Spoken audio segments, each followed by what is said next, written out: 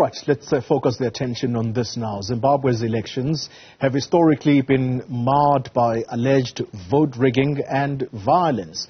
When the incumbent leader, that's Emmerson Mnangagwa, took over power in a 2017 coup, the EU election observers reported voter intimidation and a lack of media coverage for opposition parties and candidates. Well, as Zimbabweans prepare for the polls in the next 48 hours, there are again fears of vote rigging. Zimbabwean academic and political scientist is Dr. Ibbo Mandaza, who joins us via the virtual platform. Dr. Mandaza, thank you very much for your time. I want to start off with your expected outcomes of this election.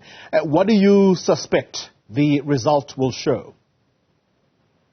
Well, as I said in my piece yesterday in Sunday Times, it's a question of history repeating itself. We made reference to the EU Observer Mission report and the of the 2018 election. One has to raise serious questions about the role of observers themselves.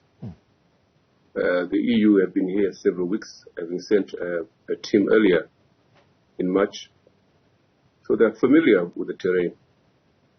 But as you may have gathered, the terms of reference of observer missions is to report only after the election. Yeah. And in the case of the EU, report several weeks after the election. And they did highlight some of the anomalies. They reported, for example, witnessing the stuffing of ballot boxes at Rusape, 150 kilometers east of Harare. But this was after the fact. One would have hoped that the observers would be able to make a determination as whether the elections are free, fair, and credible on the basis of the pre-election process, about which we have written a lot, about which we have had several webinars to show that indeed the conditions are not conducive to a free, fair, and credible election. Yeah. And so here we are on the eve of another election with all the indications that we are going to repeat and witness the same. Well, I mean, your predictions are quite clear. Perhaps take the viewers into your confidence. When we speak about the pre-election process, what have you observed thus far which gives you the signals of a history likely to repeat itself? One, the extent to which the opposition is regarded as an enemy by ZANU-PF and its state. And this goes back to independence, when ZAPU and Joshua Nkomo were regarded as enemies, Edgar Tekere and Zoom regarded as enemies, and Morgan Tsvangirai before Shamisa being regarded as enemy.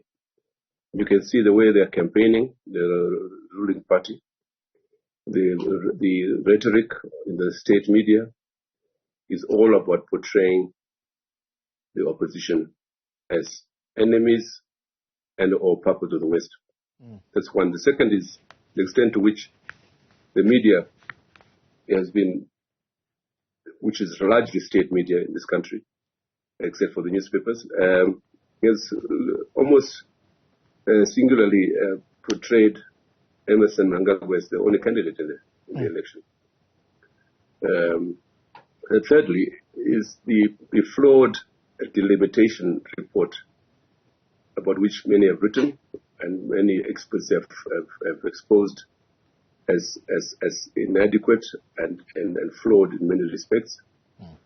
Fourthly is the question of the voters' roll, which until yesterday was not published at all, and in which there are many anomalies. I checked where I should vote. I should be voting in Mount Pleasant, but I find myself in Heathcliff included in the constituency, which should not include Heathcliff. And there are many such anomalies. And more important, you have seen in the media, on Twitter, the work of Pachedu, a team of experts who have been looking at the electoral process.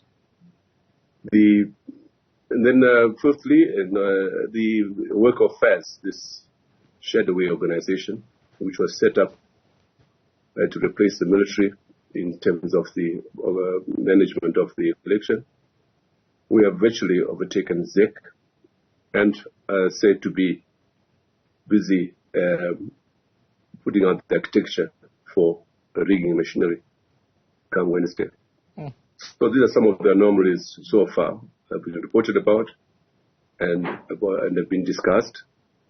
But Zimbabweans and the opposition included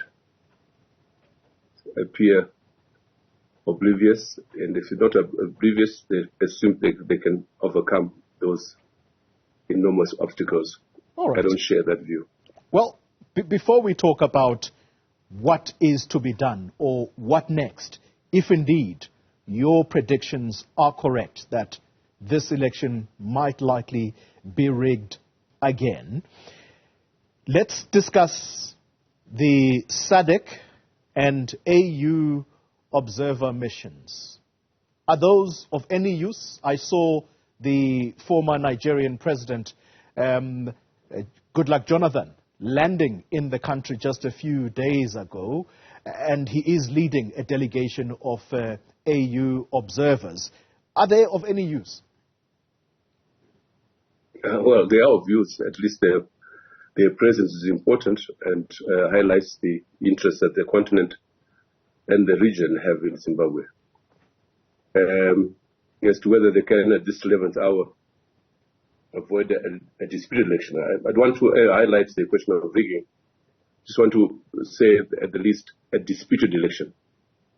And these same delegations, observer missions, have witnessed since 2000 what they would report in hindsight as flawed elections. And the show has gone on, election after election.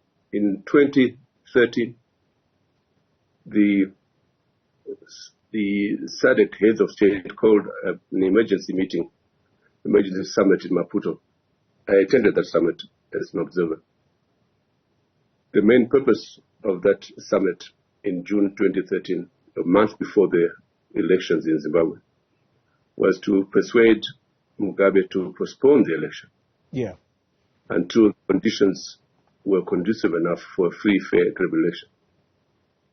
Mugabe acted as if he had heeded the warning, but of course proceeded to go ahead with the election by design. Now, at the end of the conference, the summit, the opposition, Changirai, BT, Welshman Mube, were called by the heads of state in a separate meeting and informed that if you go into the election, you are wasting your time. The election is done. And of course, the MDC went into the election, and 5 days before the election result, before the election was held, 5 days before, on a Friday, the election will be on Wednesday, Changirai phoned me and said, look, the election has been rigged. I said, how do you know that? I said, I've got reliable information from within. And indeed, the NICUV, the Israeli intelligence, had done the job at a cost of $10 billion, which they collected a day before the election. And the rest is history. So I'm just... All right. Dr. Mandaza, I'm sad to say we can't conclude this conversation because we have to go to a particular briefing. But let me thank you very much for your time, hoping that we will speak to you throughout the course of the week. Dr. Ibbo Mandaza is a political scientist.